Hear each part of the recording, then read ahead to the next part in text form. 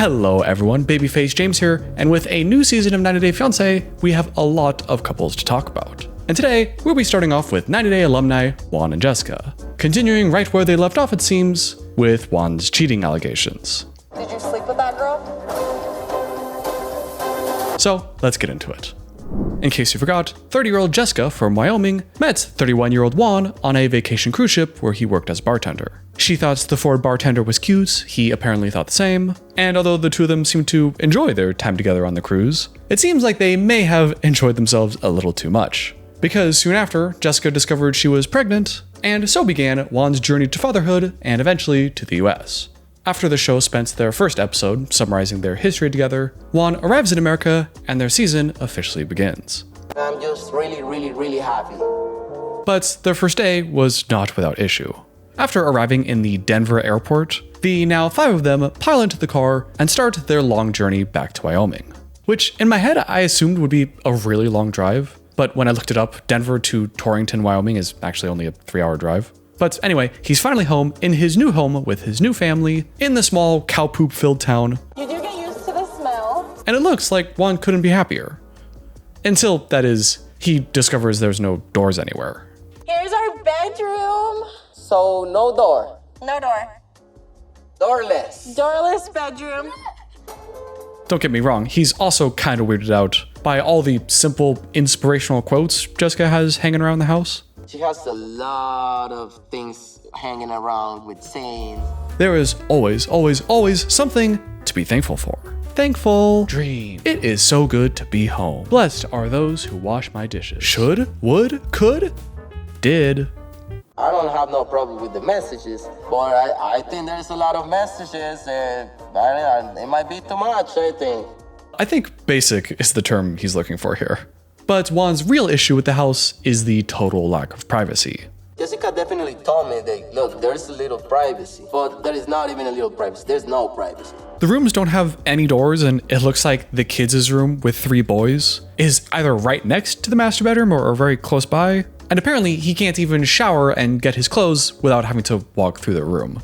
I assume this was some kind of parenting decision from Jessica. Maybe she's got to be more vigilant or needs to hear the kids because she doesn't have a baby monitor. I don't know what her reasoning is. Maybe you can let me know in the comments. But personally, what I find more interesting is when Juan tries explaining his feelings to Jessica in the one-on-ones. At least the way it's edited, it doesn't seem like Jessica takes what he says seriously. I need privacy, and I think we need to find a better solution. When you were on the ship, there wasn't any privacy. Well, I'm not on the cruise ship anymore, and this is a whole different thing. Now, of course, that could have been spliced in there, but if that's actually what she said, that's a pretty dumb response. Juan is making a totally legitimate point. The house does have no privacy. That is pretty weird. I mean, there's no doors on your master bedroom where you sleep at night. It's totally understandable for anybody to want a little bit more privacy. But when Jessica doesn't acknowledge that and instead makes the cruise ship comparison, saying, oh, you want privacy here? But in your past, you never had privacy.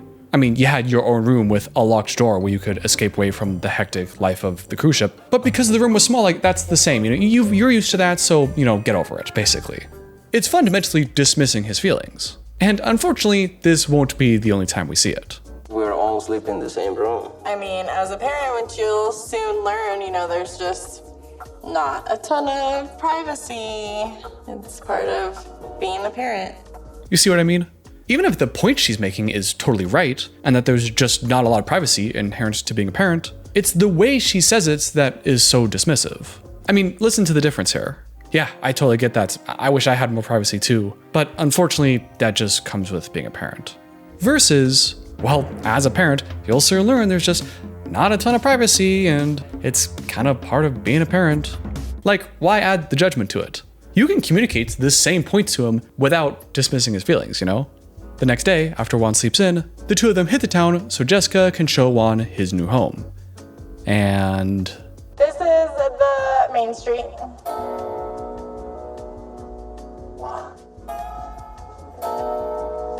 yeah, downtown 6,000 population Torrington, Wyoming. Not the most lively and bustling place, especially compared to his cruise ship lifestyle. The town has a gym, a movie theater, several antique shops, and the whole town has 6 whole restaurants. 6 restaurants. 6 restaurants. 3 Mexican, 1 Chinese restaurant, and 2 American restaurants. Kind of interesting that half of the restaurant options in small town Wyoming are not American, but Mexican. Or should I say, Mexican. To be clear, no hate on small town America, but I think Juan puts it best here. So I'm coming from a place where there is energy to a small town, slow, like a retirement home. But I also have to say that, despite the huge culture shock for Juan, overall his attitude is still pretty positive. Come to Torrington, Wyoming. I invite you guys. You're more than welcome. Which makes what we're about to see even weirder. After the two of them walk around some more, Jessica turns to Juan and asks him what the biggest difference is between Torrington and his cruise ship. Juan answers and says generally it's the energy. The cruise ship is all about bars and drinks and food and shops. And this is how Jessica responds. You know, one thing I think that's similar is like the cruise, you have like 1,000 workers. So you like live in a small community already. You have 1 bar, you have more bars here than you do on the ship. As if she's really trying to say that between the two of them, the cruise ship is way more of a small town vibe, while Torrington, Wyoming is the energetic, bustling place. Well, the cruise only has 1 bar and we have several. Population density? Is that maybe something to consider here? Well, I guess when you think about it, a nightclub only has 1 bar too. So I guess in comparison, Torrington, Wyoming, pretty cool place. That's a bad argument from Jessica. But unfortunately, it gets even worse. Juan tries again to communicate his point, saying that, okay, I guess the cruise ship is kind of a small town in that way. Yes, I know my coworkers, but there's always a vacation vibe, and you're constantly being introduced to new people, so it feels very big, and the vibe is different. Working on a cruise ship is different than living in Torrington, Wyoming.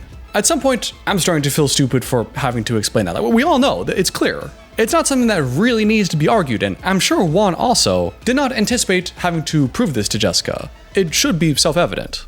And yet... You start seeing new people all the time. But I don't know everyone in my town. I mean, I'm just saying that's the difference. But I don't know all 6,000 people. I know like 500 people. Oh my god, exhausting. Come on, Jessica, you get what he's saying. A cruise ship is not the same thing as Torrington, Wyoming. Juan is allowed to notice that there's a difference. Even the way she responds, where there's kind of a slight smirk on her face. But I don't know all 6,000 people. It's giving, I like arguing for the sake of arguing energy, And yet, she continues. I haven't seen one person that I've known as we've been walking down. So what's the difference? No difference. Really? There's no difference? I mean, how do you argue with someone like this? Better yet, not how do you argue with them, because you'll probably just lose that one talking to a brick wall, but how could you possibly communicate your feelings if they're unwilling to compromise on basic reality? No difference. But in her defense, if I was trying to see things from her side, she could be acting this way because she's scared.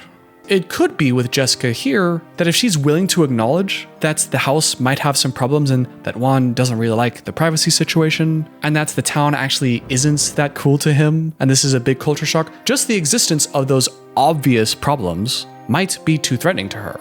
Because if there are these problems, maybe he's not happy in the relationship, or maybe he doesn't like it here. And if he's gonna be stuck in a house in a city that he doesn't like, then maybe he's gonna leave me or the city and then won't raise the kids. And that whole concept can be very scary. So perhaps when he makes very basic observations on the nature of reality, she just doesn't want to accept that. And instead, out of self-preservation, completely dismisses his feelings. No, there were no problems. It doesn't exist. The privacy is fine. You'll get over it. It doesn't matter. This really isn't that different than a cruise ship when you think about it. This place is way more fun. We have like twice as many bars. I haven't even seen anybody I know. Like you'll fit right in. Like it's not a problem. Everything is fine. It's fine. It's fine. But ironically, if Jessica was actually interested in not being rejected, then it would actually be in her best interest to acknowledge the problems and face them head on so that they can be resolved. I think it's better if she just helps me get used to this new life than rather telling me, you're grown and this is the same thing. It is not the same thing and we all know that. I don't know. Or she just likes arguing and just likes being right all the time. Who knows? And now we get to the final scene with the two of them, which just so happens to be the juiciest. Later that night, Juan and Jessica get ready to meet up with some of Jessica's friends at a local bar. A meeting that Juan is very much not looking forward to. Now, don't get Juan wrong, he is looking forward to meeting some more of her friends, especially since there's not a lot of people in town and he's gonna have to make friends somehow. Since there's not much to do and not much people to hang around with. But he is worried about meeting her friend Megan. You see, Megan and Juan have some history. Megan actually accompanied Jessica on a previous season of the show, where the two of them visited Juan in his home country of Colombia. And during that visit, Megan had one goal: grill Juan relentlessly until he admits to cheating.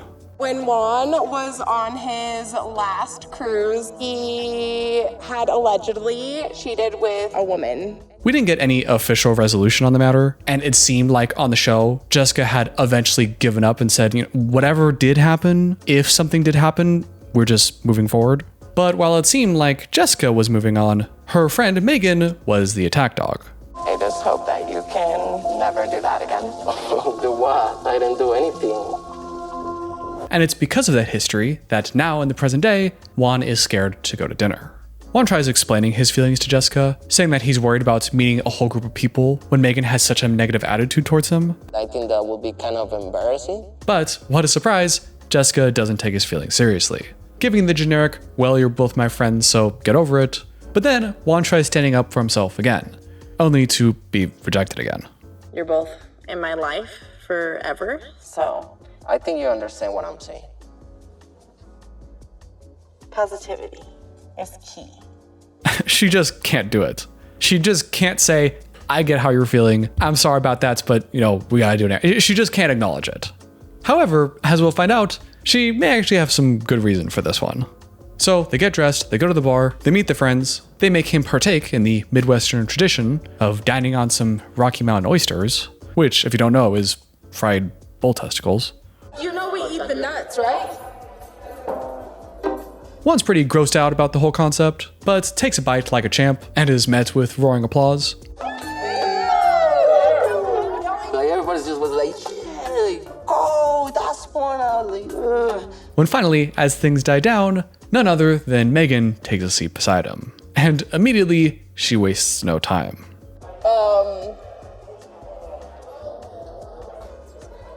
So you know probably what's coming. Megan starts off with the whole speech. I'm her friend, women have intuition, I've seen it all, I don't want her to get hurt, I know you're cheating, I just want you to answer the damn question. What happened on that cruise ship? And Juan's response couldn't be more awful. I just think that's my private life. Oh man, not a good answer, buddy. I feel like if he actually was innocent, he would say something more like, hey, I know you're looking out for a friend, but this is something that she and I have talked about and resolved, and I don't want to feel like I'm being constantly interrogated every time I meet with the friends, But to say, that's my private life? That sure sounds guilty to me. I want you to show me how much you love her. It's at this point in the conversation that Jessica jumps in herself, but not to bail Juan out. Instead, Megan keeps pushing. What I'm really struggling with is you still haven't answered my question. What happened on the cruise? When Juan, finally, years in the making, answers the question. What I messed up? Did you sleep with that girl? I did. Which, I gotta say, I'm not surprised. He always did seem pretty guilty whenever they talked about it. I thought that maybe, even if it wasn't full-on schmex, perhaps, that something went down. Something to make him feel guilty at the very least. But after all this time, he finally admits it, which suddenly makes Jessica's attitude earlier make a bit more sense. If Jessica thought Juan was innocent, you would think at some point she would tell her friends to knock it off. If Jessica wasn't sure he didn't cheat, but had mentally decided that the past is the past and whatever happened, we're going forward, you would think she'd still tell her friends at some point, quit bringing it up. But if Jessica knew he cheated because he's admitted to her already, maybe you let the friends go after him for a little bit, Let him sweat a bit. He got himself into this situation, he can answer for himself. And then earlier when they're getting ready, and he's saying, I'm a little uncomfortable with Megan, maybe she's gonna make everyone not like me, and then Jessica says, get over it. Yeah, well, if you're uncomfortable because you cheated, get over it. That's on you. So I give her a pass on that one. I think you understand what I'm saying. Anyway, that's all I got for today's video. Let me know what you thought about Juan and Jessica in the comments down below. A big thank you to all you channel members, with an extra special thank you to my producers, Nancy Jones and DL Chronister. And until next time, I'll see you later.